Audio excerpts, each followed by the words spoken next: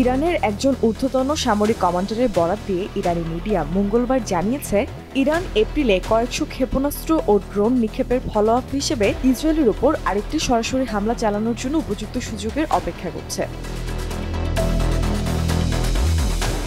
Israel ও হামাসের মধ্যে চলমান যুদ্ধের সময় গাজায় নিহত ব্যক্তিদের পরিবারের সদস্যদের সাথে তেহরানে দেখা করতে যায় ইসলামিক রেভলিউশন গার্ডস কর্পসের এরোস্পেস ফোর্সের ব্রিগেডিয়ার জেনারেল আমির আল ফাজিজাদে।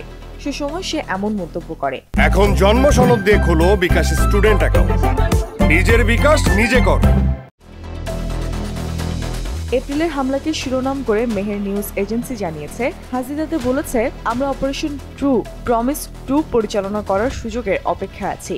যদিও সে বলেছে, দ্বিতীয় হামলায় কতটি ক্ষেপণাস্ত্র ব্যবহার করা হবে তা সে জানে না।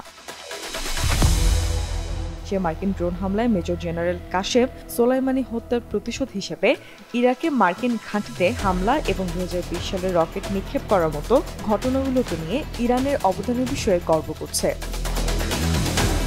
এদিকে ইসরায়েলের পররাষ্ট্রমন্ত্রী ইসরায়েল কাটস শনিবার এক্স পোস্টে জানিয়েছে, যদি হিজবুল্লাহ তার হামলা বন্ধ না করে তবে নিরাপত্তা পুনরুদ্ধার না হওয়া পর্যন্ত এবং বাসিন্দারা তাদের বাড়িতে ফিরে না আসা পর্যন্ত আমরা পূর্ণ শক্তির সাথে তাদের বিরুদ্ধে ব্যবস্থা নেব। দামেস্কে তেহরানের দূতাবাসের কাছে ইসরায়েলের বিমান হামলায় ইসলামিক রেভলিউশনারি গার্ড কর্পসের বেশ কয়েকজন সিনিয়র অফিসার নিহত হয়। এর 2 সপ্তাহ পর ইরান 14 এপ্রিল ইসরায়েলে বড় পরিসরে ক্ষেপণাস্ত্র এবং ড্রোন হামলা চালায়। ইরানের ওই হামলা ইসরায়েল, আমেরিকা এবং অন্যান্য মিত্ররা প্রতিরোধ করেছিল।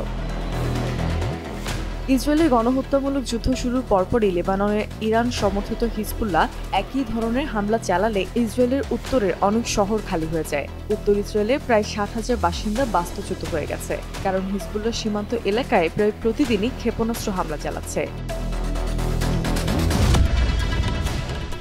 ইসরায়েল এবং হিজবুল্লাহর মধ্যে উত্তেজনা ক্রমাগতভাবে বেড়েই চলেছে। বৃহস্পতিবার পলিটিকোর এক প্রতিবেদন একজন মার্কিন কর্মকর্তা উদ্ধৃত দিয়ে বলেছে, যুদ্ধের ঝুঁকি এখন সবচেয়ে বেশি।